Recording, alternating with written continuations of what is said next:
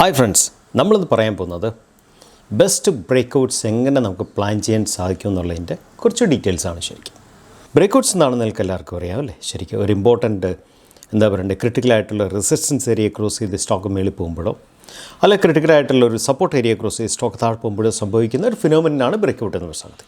അപ്പോൾ നമ്മൾ ഇമ്പോർട്ടൻ്റ് ആയിട്ടുള്ള ഇങ്ങനത്തെ ബ്രേക്കൗട്ട്സ് അറ്റൻഡ് ചെയ്യാനായിട്ട് അല്ലെങ്കിൽ നേരത്തെ മനസ്സിലാക്കാനായിട്ട് അല്ല ഹൈ പ്രോബിലിറ്റി ബ്രേക്കൗട്ട്സ് ട്രേഡ് ചെയ്യാനായിട്ടുള്ള ഏതാനും കുറച്ച് പോയിൻറ്റ്സാണ് ഞാൻ നിങ്ങളോട് ഷെയർ ചെയ്യുന്നത്. പോയിൻറ്റ്സ് ആദ്യം നിങ്ങളോട് പറയാം, എന്നിട്ട് ചാർട്ട്സിൽ ആ പോയിൻറ്റ്സ് കാണിച്ചു തരാം. ഫസ്റ്റ് പോയിൻ്റ് എന്താണെന്ന് വെച്ചാൽ ബ്രേക്കൗട്ട്സിന് ഫാൻറ്റാസ്റ്റിക് വോളിയം ഉണ്ടായിരിക്കണം. ദാറ്റ് മീൻസ് ബ്രേക്കൗട്ട് ക്യാൻഡിൽ എന്ന് പറയുന്ന ക്യാൻഡിലിൽ അതിന് മുമ്പിലത്തെ 8 ക്യാൻഡിലിലെ വോളിയത്തിൻ്റെ ആവറേജിൻ്റെ ഇരട്ടി വോളിയം ഉണ്ടായിരിക്കണം.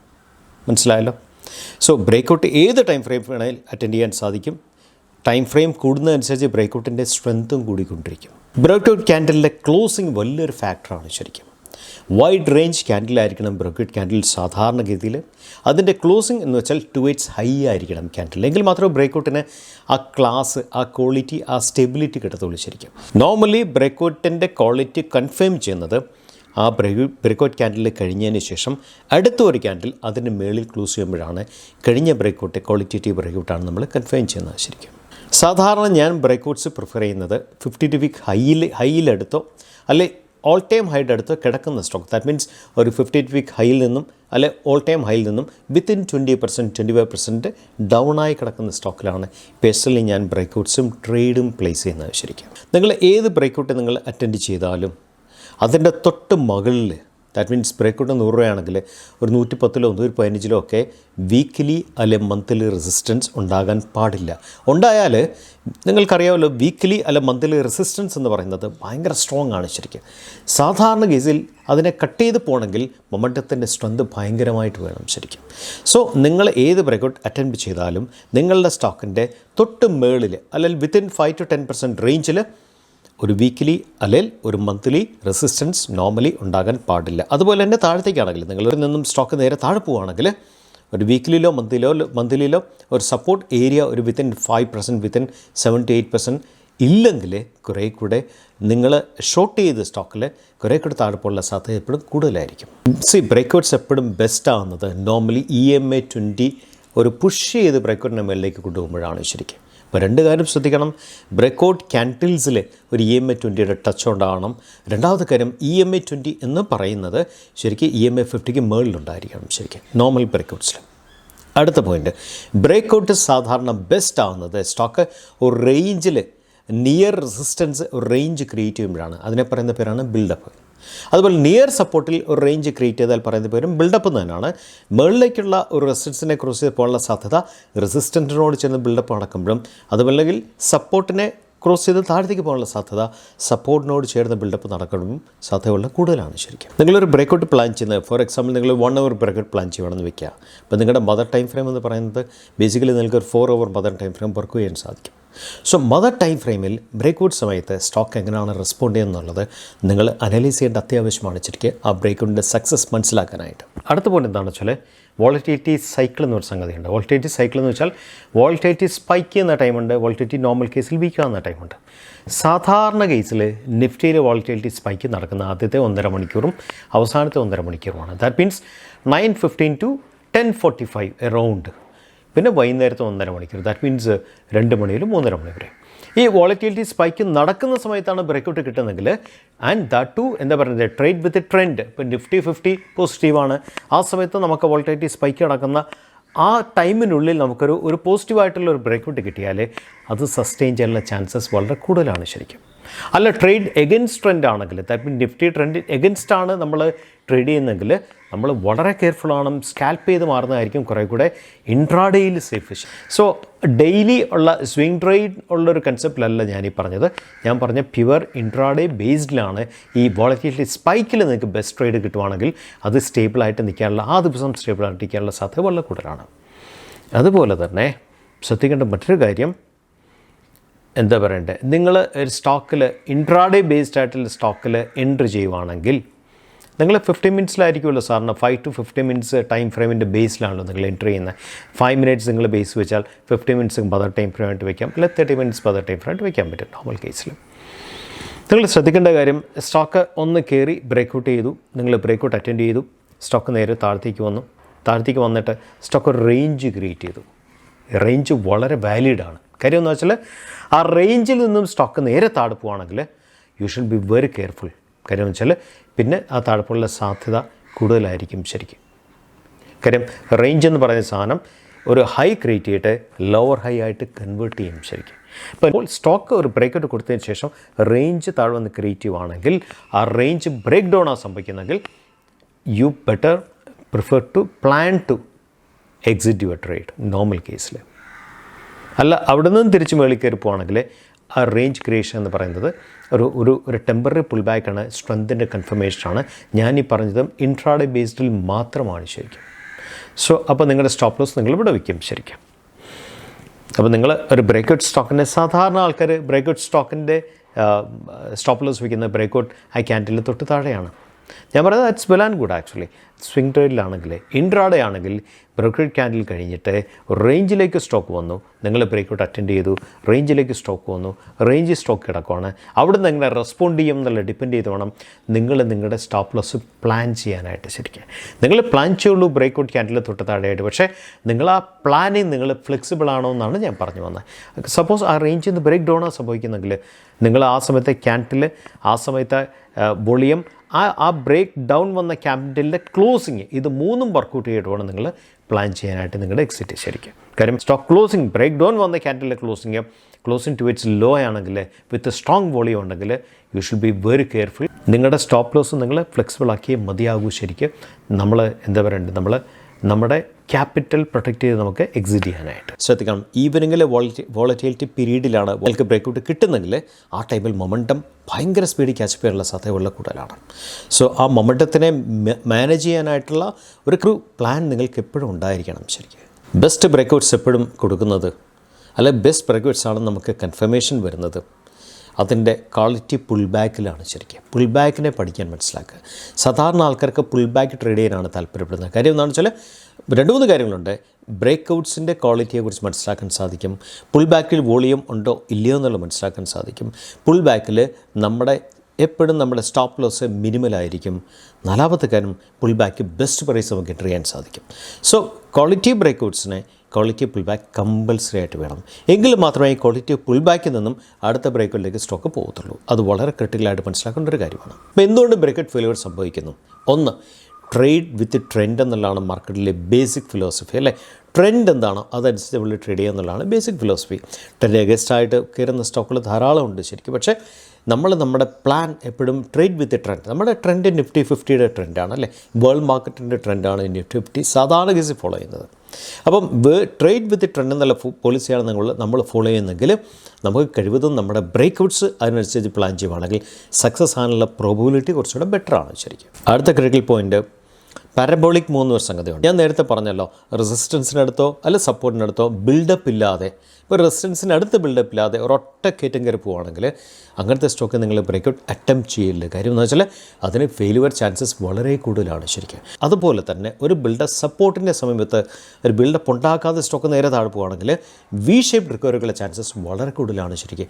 അവിടെ നിങ്ങൾ പെട്ടെന്നൊരു ബ്രേക്ക് ഡൗൺ അറ്റൻഡ് ചെയ്യാൽ ഫെയിലുവർ ആകാനുള്ള ചാൻസസ് വളരെ കൂടുതലാണ് ശരിക്കും. നമുക്ക് ചാർട്ട്സിലേക്ക് കിടന്നാൽ കോഫോർജിൻ്റെ ചാർട്ടാണ്, 2020 ചാർട്ടാണ്. നിങ്ങൾ നോക്കൂ, സ്റ്റോക്ക് കയറി പോയിട്ട് നേരെ താഴത്തേക്ക് വന്നില്ല ശരിക്കും. സ്റ്റോക്ക് അവിടെ ബിൽഡപ്പ് നടന്നല്ലേ, സ്ട്രോങ് ബിൽഡപ്പാണ് നടന്നല്ലേ, റെസിസ്റ്റൻസ് ബിൽഡപ്പ് നിയർ റെസിസ്റ്റൻസ് നടന്നിട്ട് സ്റ്റോക്ക് സ്ട്രോങ് ക്യാൻഡിൽ ബ്രേക്കൗട്ട് വന്നു. ബ്രേക്കൗട്ട് ക്യാൻഡിൽ നോക്ക്, ഈ ക്യാൻഡിലിൻ്റെ വോളിയം എന്ന് പറഞ്ഞാൽ കഴിഞ്ഞ 8 ക്യാൻഡിലിൻ്റെ വോളിയത്തിൻ്റെ ആവറേജിൻ്റെ ഇരട്ടി അല്ലേ വോളിയം. നിങ്ങൾ ചെക്ക് ചെയ്ത് നോക്കൂ, നമ്മൾ EMA കൂടി ഇട്ട് നോക്കാം ശരിക്കും. കേട്ടോ, മൂവിങ് ആവറേജ് നോക്കും. മൂവിങ് ആവറേജിനെ ക്രോസ് ചെയ്താണ് normal case. Moving average EMA 20 touch ചെയ്ത് പോകുമ്പോഴാണ് ബ്രേക്കൗട്ട് കുറേ കൂടെ സ്ട്രോങ് ആണെന്നുള്ളതാണ്. ഇനി ബ്രേക്കൗട്ട് കഴിഞ്ഞു, ബ്രേക്കൗട്ട് കൺഫർമേഷൻ ക്യാൻഡിൽ ഇതാണ് ശരിക്കും. ഈ ക്യാൻഡിൽ കൺഫേം ചെയ്തു, this is A confirmation candle അല്ലേ, ഈ ഒരു ക്യാൻഡിലാണ് കൺഫേം ചെയ്ത ക്യാൻഡിൽ.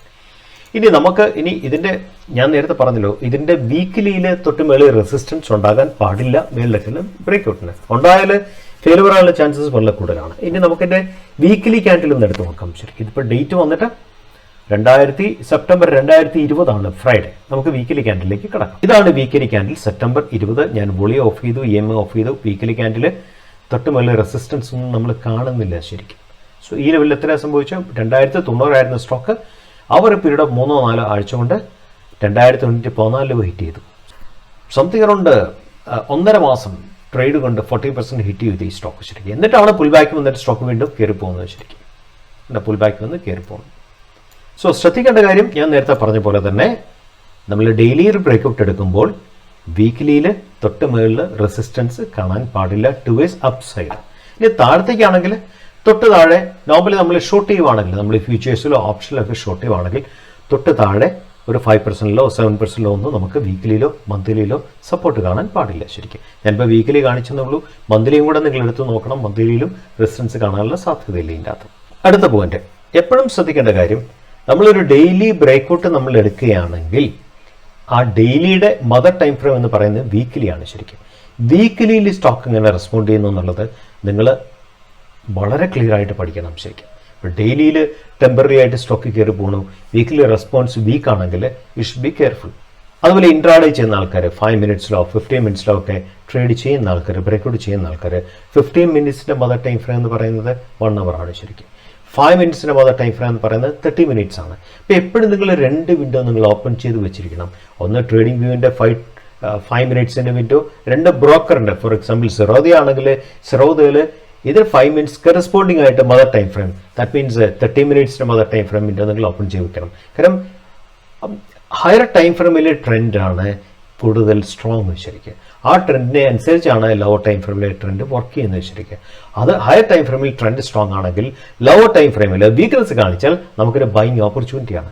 അതേസമയം ഹയർ ടൈം ഫ്രെയിമിൽ ട്രെൻഡ് വീക്ക് ആണെങ്കിൽ ലോവർ ടൈം ഫ്രെയിമിൽ സ്ട്രെങ്ത് കാണിച്ചാൽ നമുക്കൊരു സെല്ലിംഗ് ഓപ്പർച്യൂണിറ്റിയാണ് ശരി. അടുത്ത പോയിന്റ് എന്താണെന്ന് വെച്ചാൽ വോളറ്റിലിറ്റി സൈക്കിളിനെ ഡിപ്പെൻഡ് ചെയ്ത് വേണം നിങ്ങൾ ഇൻട്രാഡേയിൽ നിങ്ങൾ ബ്രേക്കൗട്ട് അറ്റൻഡ് ചെയ്യാനായിട്ട്. അപ്പോൾ വോളറ്റിലിറ്റി സൈക്കിൾ എന്താണ്? വോളറ്റിലിറ്റി സൈക്കിൾ എന്താണെന്ന് വെച്ചാൽ ഏത് സമയത്താണ് വോളറ്റിലിറ്റി നോർമൽ കേസിൽ സ്പൈക്ക് വരുന്നത്, ഏത് സമയത്താണ് വീക്ക് ആവുന്നത് ശരിക്കും. നമ്മുടെ നിഫ്റ്റിയെ സംബന്ധിച്ച് നോർമൽ കേസ് വോളറ്റിലിറ്റി സ്പൈക്ക് തുടക്കത്തിലും തീരുമ്പോഴുമാണ്. സോ തുടക്കം എന്ന് പറയുന്ന 9:15 മുതലുള്ള ഒരു 1.5 മണിക്കൂർ, അതുപോലെ തന്നെ ക്ലോസിംഗ് ടൈമിലെ 1.5 മണിക്കൂർ. സോ സംതിങ് അറൗണ്ട് ഒരു 2 മണി മുതൽ 3.5 മണി വരെ. ഇതാണ് നമുക്ക് ഏറ്റവും വലിയ വോളറ്റിലിറ്റി സ്പൈക്ക് വരാൻ സാധ്യതയുള്ള സമയങ്ങൾ. സോ നിങ്ങൾ ഈ ചാർട്ട് നോക്കൂ ശരിക്കും. ഈ ഒരു ക്യാൻഡില് ഇതാണ് ഫസ്റ്റ്, ഇതൊരു 5 മിനിറ്റ് ക്യാൻഡിലാണ്. സോ 5 മിനിറ്റ് ക്യാൻഡിൽ വരാൻ നേരത്തെ ഫസ്റ്റ് ബ്രേക്കൗട്ട് തന്ന ഈ സ്റ്റോക്ക് 10:25 തന്ന ബ്രേക്കൗട്ടാണ്. സ്റ്റോക്ക് അവിടെ നിന്ന് ഒരൊറ്റ കയറ്റം കയറ്റിപ്പോയി ശരിക്കും. ഹ്യൂജ് ആയിട്ടൊരു റിട്ടേൺ കൊടുത്തു സ്റ്റോക്ക്, 45% റിട്ടേൺ കൊടുത്തു ശരിക്കും.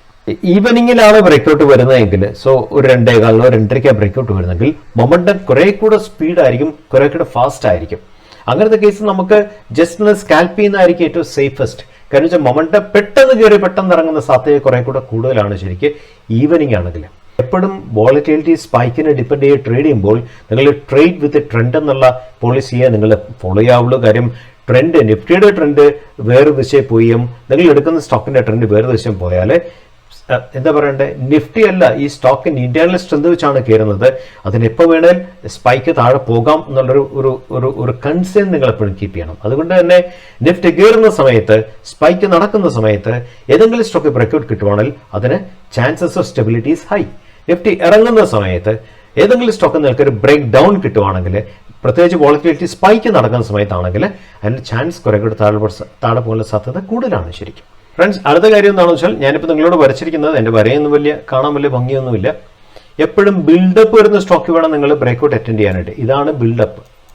ഇനി ബിൽഡപ്പ് ഇല്ലാതെ കയറി പോവാണെങ്കിൽ സ്റ്റോക്ക്, അതിനെ ഈ വര വരച്ചത്, ബിൽഡപ്പ് ഇല്ലാതെ കയറി പോവാണെങ്കിൽ ദാറ്റ് മീൻസ് ഇത് റെസിസ്റ്റൻസ് ആണ്, സപ്പോർട്ടാണ്. സ്റ്റോക്ക് ഒന്ന് താഴെ പോയി ഒരൊറ്റ കയറ്റം കയറുവാണെങ്കിൽ ദിസ് ഇസ് ഓൾവേസ് റിസ്കി. കാര്യം എന്ന് വെച്ചാൽ സ്റ്റോക്ക് ഒന്ന് താഴെ വീണാൽ ഇവിടം വരെ പോകും.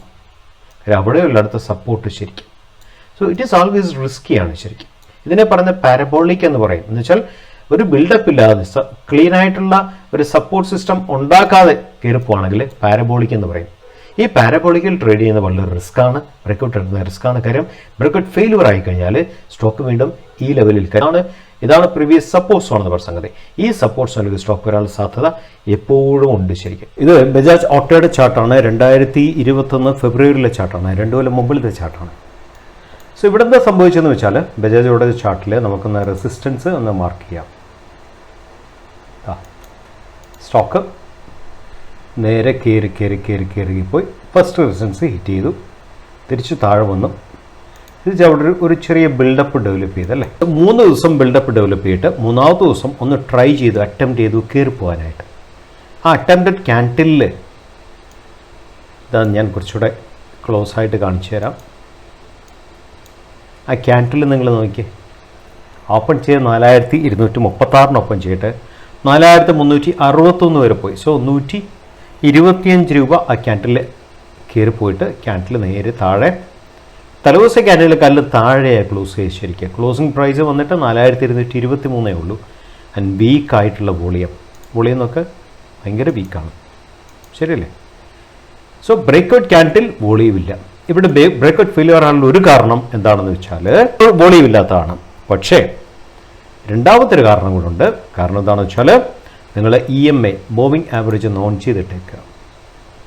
ട്രെൻഡിങ് സ്റ്റോക്കാണ് അല്ലേ ശരിക്കും ബജാജ് ഓട്ടോ. വന്ന് നോക്കും നിങ്ങൾ, ഇവിടെ വന്നതിന് ശേഷം EMA 20 സപ്പോർട്ട് എടുത്തു, വീണ്ടും EMA 20 സപ്പോർട്ട് എടുത്തു, വീണ്ടും EMA 20 സപ്പോർട്ട് എടുത്തിട്ടാണ് EMA 20 അകലത്ത് പോയത്. ശരി, എവേ ഫ്രം EMA 20, ശരിയല്ലേ? നോക്ക്, സ്റ്റോക്ക് EMA 20 സപ്പോർട്ട് എടുത്തു, വീണ്ടും EMA 20 സപ്പോർട്ട് എടുത്തു, വീണ്ടും EMA 20 സപ്പോർട്ട് എടുത്തിട്ടാണ് സ്റ്റോക്ക് EMA 20 നിന്നും അകന്നു പോയത്. ഇങ്ങനെ അകന്നു പോകുമ്പോൾ മീൻ റിവേഴ്സൺ എന്ന് പറയുന്ന ഒരു ഫിനോമിനൻ ഉണ്ടാകാനുള്ള സാധ്യത വളരെ കൂടുതലാണ് ശരിക്കും. മീൻ റിവേഴ്സൺ കാണുകയാണെങ്കിൽ stock is bound to come back to EMA 20 ശരിക്കും. ഇപ്പോൾ EMA 20 നിന്നും വളരെ അകന്ന് കിടക്കുന്ന ട്രെൻഡിങ് സ്റ്റോക്കിൽ എല്ലാ ട്രെൻഡിൽ മാത്രമേ EMS ഒക്കെ വർക്ക് ചെയ്തുള്ളൂ നിലവേ. അപ്പോൾ ഇതൊരു ബജാജ് ഓട്ടോ ഒരു ട്രെൻഡിങ് സ്റ്റോക്കായിട്ടാണ് വർക്ക് ചെയ്തല്ലേ. ട്രെൻഡ് ചെയ്ത് പുൾ ബാക്ക് ചെയ്ത്, ട്രെൻഡ് ചെയ്ത് പുൾ ബാക്ക് ചെയ്ത്, ട്രെൻഡ് ചെയ്ത് കയറിയ സ്റ്റോക്കാണ്. അങ്ങനത്തെ ട്രെൻഡ് ചെയ്ത് കയറുന്ന സ്റ്റോക്കിൽ EMA 20 നിന്നും വളരെ അകലത്തിൽ കിടന്നൊരു ബ്രേക്കൗട്ട് കൊടുക്കുകയാണെങ്കിൽ അത് ഫെയിലിയർ ആകാനുള്ള സാധ്യത എപ്പോഴും മാർക്കറ്റിലുണ്ട് ശരിക്കും.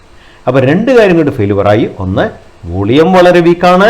2, EMA 20 എന്ന് പറയുന്ന EMA നിന്നും മാറി മീൻ റിവേഴ്സൺ എന്ന് പറയുന്ന ഫിനോമിനയിലേക്ക് സ്റ്റോക്ക് തിരിച്ചു വന്നു ശരിക്കും. സ്റ്റോക്ക് നേരെ താഴത്തേക്കാണ് പോയത് പിന്നീട്. സോ ഒരു ബ്രേക്കൗട്ട് അറ്റൻഡ് ചെയ്യുന്നതിന് മുമ്പ് എത്രയോ കാര്യങ്ങൾ നമ്മൾ ചിന്തിക്കാനുണ്ടെന്നുള്ളതിൻ്റെ ഒരു എക്സാമ്പിൾ ഞാൻ നിങ്ങളെ കാണിച്ചു തന്നതാണ് ഈ ഒരു സ്റ്റോക്കിൽ. ഫ്രണ്ട്സ്, ഞാൻ പറഞ്ഞ പോയിൻറ്റ്സ് ഈ ചാർട്ട്സിൽ നിങ്ങൾക്ക് മനസ്സിലായെന്ന് ഞാൻ വിശ്വസിക്കുന്നു. സോ ബ്രേക്കൗട്ട്സ് എപ്പോഴും നിങ്ങൾ പ്ലാൻ ചെയ്ത്, നിങ്ങൾ ക്വാളിറ്റേറ്റീവ് അനലൈസ് ചെയ്തിട്ട് നിങ്ങൾ അറ്റൻഡ് ചെയ്യാൽ chances of winning is always better ശരിക്കും. സോ സൈനിങ് ഓഫ്, മറ്റൊരു വീഡിയോ ആയിട്ട് നമുക്ക് വീണ്ടും കണ്ടുമുട്ടാം.